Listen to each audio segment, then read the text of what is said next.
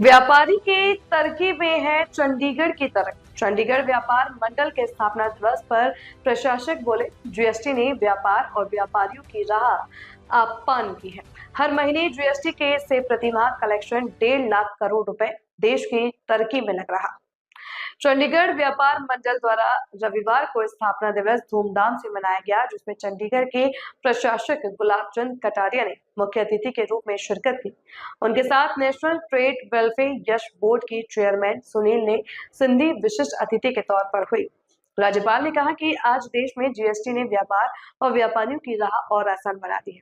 देश के विकास में कुछ पायदान विशेष महत्व रखते हैं। छोटे से छोटे व्यक्ति का देश के निर्माण में योगदान होता है। मेकिंग इंडिया के एक शब्द ने यह समझा दिया, देश को बढ़ाने वाले लोगों को जितना मजबूत करोगे तो उतना मजबूत होगा। एक तरह से जनता का विश्वास जीतना हमारे सारे विकास के लिए सबसे पहली आवश्यकता है कि यहाँ जिस प्रकार की गैंगे हैं, जिस प्रकार की स्थिति है, उसको हम समझ रहे हैं। यानी सब यहाँ की स्वच्छता की दृष्टि से भी हम 11वें पायदान पे थे, एक प्रयत्न किया तो पिछली बार हम दूसरे पायदान पे आ गए और भगवान ने चाहा तो अगली बार हम नंबर 1 पे जाएंगे। ये आप सब लोगों की मेहनत थी, क्योंकि जब तक जनता सहयोग नहीं करती हम अकेले कुछ नहीं कर सकते। हाँ, तो उसके कारण से ही सारी की सारी समस्याओं को हमने निदान करने का प्रयास किया है। रोडें बहुत खराब थी तो हमने चाहे जहाँ से प्रयास करके पैसे दिलाए और उसके कारण से अप्रैल तक आपको है ना चंडीगढ़ की सारी रोडें व्यवस्थित मिलेगी।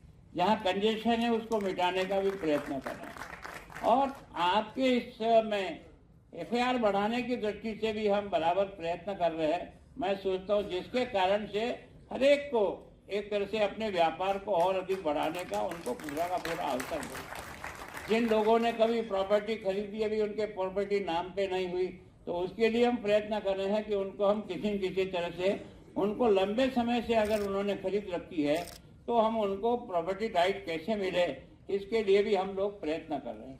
तो हम हमारी तरफ से पूरी कोशिश कर रहे हैं। आपको ये आश्वस्त करते हैं कि निश्चित रूप से आपकी समस्या हमारी समस्या है।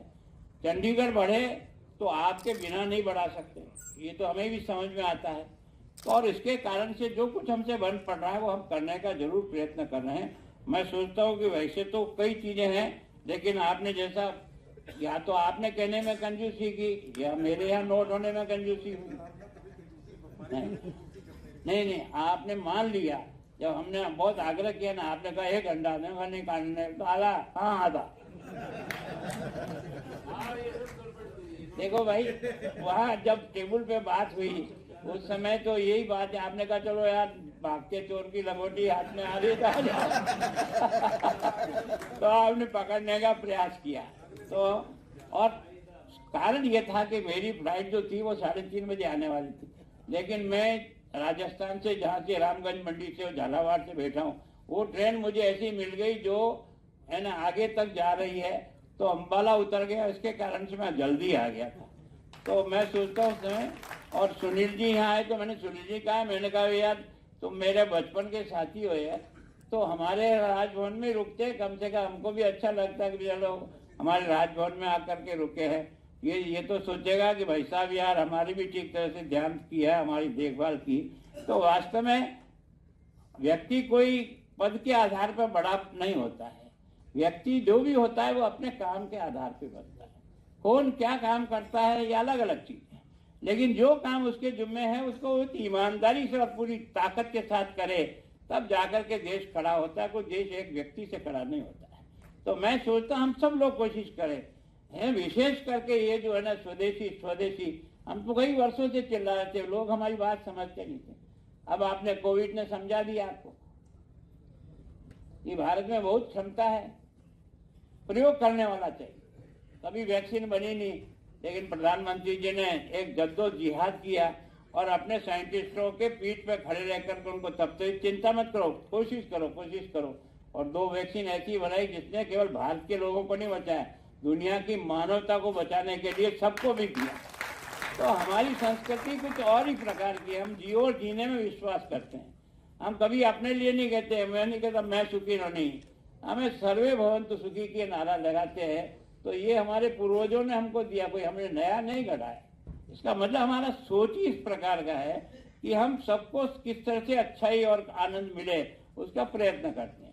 मैं सोचता हूँ ज़्यादा समय नहीं लेकर के मैं आपको आश्वस्त करता हूँ कि आप ये मेरा जो है वो राजभवन नहीं रह करके अब लोक भवन बन गया।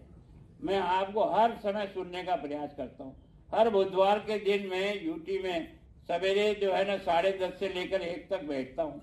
जनता का कोई भी व्यक्ति किसी भी प्रकार की समस्या है मुझे 2-3 दिन पहले लिख करके भेजे, ताकि कम से कम उसके बारे में मैं थोड़ा बहुत जो कुछ भी इकट्ठा कर सकूं वो इकट्ठा करके आपको बताऊं। और ऐसी समस्या है कि जो आपका और प्रशासन के सब लोग बैठ करके समस्या का समाधान करें, तो मैं लास्ट में 1 बजे आपको रोकता हूं, अपने अधिकारियों के साथ बिठाता हूं, आपकी समस्या वो सुनते हैं, उनका जो कुछ कहना वो आपके सामने कहते हैं, दोनों को मिलाकर रास्ता कैसे बन जाए उसको निकालने का प्रयास करते हैं। मैं हमेशा इस बात का पक्षधर हूँ कि व्यक्ति को सुनो, सुनने के बाद उसको समझने का प्रयास करो और मानवीय आधार पर सोचो, हेकड़ी के आधार पर नहीं।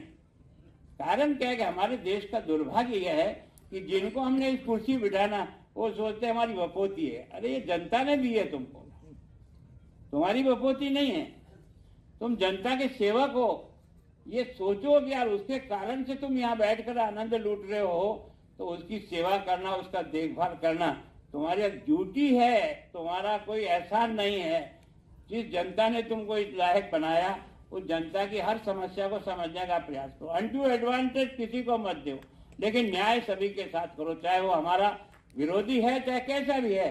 न्याय के लिए न कोई दल है, न कोई राज है, न कोई जाति है, न कोई पार्टी है, न कोई धर्म है। न्याय का मतलब न्याय। तो हर बात की कोशिश करना है कि भाई हम सबको ठीक प्रकार से चला सके। कोशिश करते और कोशिश भी आप सब लोगों की दुआएं रहेगी तो अच्छी प्रकार से करने का प्रयास करेंगे। आपका कार्यक्रम यथावत चलते रहना। मेरा कार्यक्रम क्योंकि आज बिहार दिवस है और वहाँ मेरे राजभवन में बिहार दिवस मनाने के लिए समय दे रखा है 5 बजे का। मेरे हिसाब से लगभग 4:15 से ऊपर हो गई है। तो मेरी वहाँ जो लोग सोचेंगे कि यार ये नेता तो देर ही आते हैं, पर मेरा स्वभाव नहीं है। मैं प्रधानमंत्री जी का जो है ना ये घड़ी है, ये हेलीकॉप्टर इतनी बजे उतरेगा तो उतनी बजे लैंड करता है। इस समय की पालना सिखाने का लिए जो देश का सर्वोच्च नेता होता है वो मिनट टू मिनट का पालन करके और वास्तव में सिखाता है कि समय को व्यर्थ मत जाने दो, क्योंकि दोबारा नहीं लौटने वाला है। ये असंभव है, भगवान को धरती पर लाया जा सकता है पर 22 तारीख की 5 बजे 5:15 बजे दोबारा नहीं लौटाई जा सकती है। इसलिए इसका जितना अधिक से अधिक उपयोग करें 1 मिनट टू मिनट, वो जीवन में मैं सोचता हूँ सबसे बड़ी उपलब्धि होती है। धन्यवाद। जय भारत। बहुत बहुत धन्यवाद गवर्नर साहब। है भारत सरकार की 9 मंत्रालय,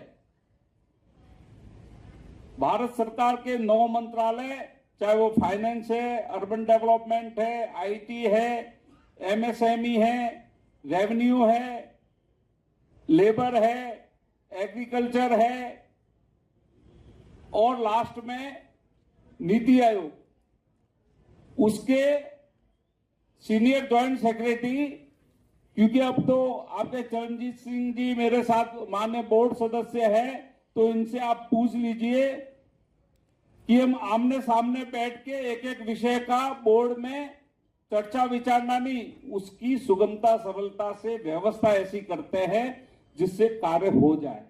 मैंने आपको कहा था, अगर याद हो तो चड्ढा साहब आप याद करिए संजीव जी, उस दिन की बात कि मैंने कहा था कि मैं ऐसा पोस्टमैन बन के जाऊंगा कि आपकी बात को ले जाके ठप्पा मार के वापस लेके आऊंगा। और वही कार्य हमने करने का प्रयास किया। उस कार्य को आपसे इसलिए जोड़ना चाहता हूं कि आपके यहां से माननीय बोर्ड सदस्य बने, जैसा आपने कहा कि आपने वादा किया था, उस समय मैं लड़का देखने आया था। लड़का मुझे पसंद आ गया था लेकिन मेरे हाथ में नहीं था। सरकार की प्रक्रिया है, सरकार के पास भेजना पड़ता है, भारत सरकार इसका निर्णय करता है।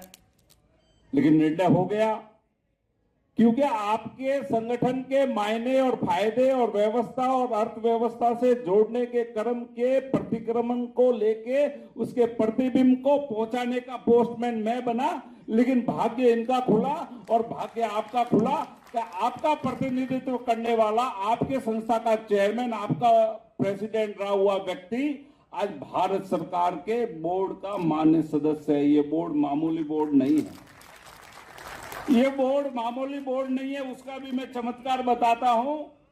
ये जब भी फोन करते हैं, मुझे ऑनलाइन देखते हैं, तो मेरे को सीधा फोन आ जाता है, मैं घबरा जाता हूं। ये कभी मेरी सेहत नहीं पूछते, कभी मुझे धन्यवाद नहीं देते, बोले साहब इतना इतना काम है, ये जरा दिखवा लेना, ये हमारी समस्या, इसको दिखवा लेना। और इन्होंने एक पत्र आज मेरे को मेरे ऑफिस से मिला, एक पत्र मुझे इन्होंने लिखा था।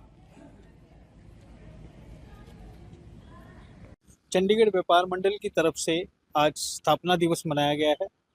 पंजाब के राज्यपाल और यूटी के प्रशासक गुलाब चंद कटारिया इस अवसर पर मुख्य अतिथि रहे, जिन्होंने न सिर्फ चंडीगढ़ के व्यापारियों का उत्साह बढ़ाया, बल्कि उनकी छोटी छोटी समस्याओं को समय समय पर हल किए जाने का भी आश्वासन दिया है। उन्होंने इस बात का जिक्र उन्होंने ये साफ किया कि व्यापारी की कोई भी समस्या हो वह सुनने के लिए हर बुधवार को तैयार हैं। सुबह 10:30 बजे से दोपहर 1 बजे तक बैठकर वे व्यापारियों की और शहर के लोगों की समस्याएं सुनते हैं। उन्होंने ये भी आश्वासन दिलाया कि मौजूदा समय में व्यापारियों की जो समस्याएं हैं चंडीगढ़ में, चाहे वो बिल्डिंग बायलॉज की हो, कानून व्यवस्था की हो या छोटे व्यापारियों से जुड़ी कोई समस्या हो, तो उनका कहते हैं कि समय समय पर वे मंथन करते रहते हैं और कई ज़रूरी गाइडलाइंस भी अधिकारियों को देते रहते हैं। इस अवसर पर नेशनल ट्रेडर्स वेलफेयर बोर्ड के चेयरमैन सुनील जय सिंघई भी साथ थे। उन्होंने कहा कि भारत सरकार व्यापारियों की हर मुद्दे को गंभीरता से ले रही है। उन्होंने कहा है कि जो समस्याएं व्यापारियों को पेश आ रही हैं, उनके समाधान के लिए न सिर्फ चंडीगढ़ प्रशासन के समक्ष यहाँ के जितने भी पदाधिकारी हैं वो समय समय पर समस्याएं उठा रहे हैं, बल्कि उन्हीं समस्याओं को केंद्रीय स्तर पर भी वे अपने स्तर पर आगे लेकर के आए हैं। मैं आदित्य शर्मा, मेरे सहयोगी वीडियो जर्नलिस्ट अजीत कौशल के साथ चंडीगढ़ से।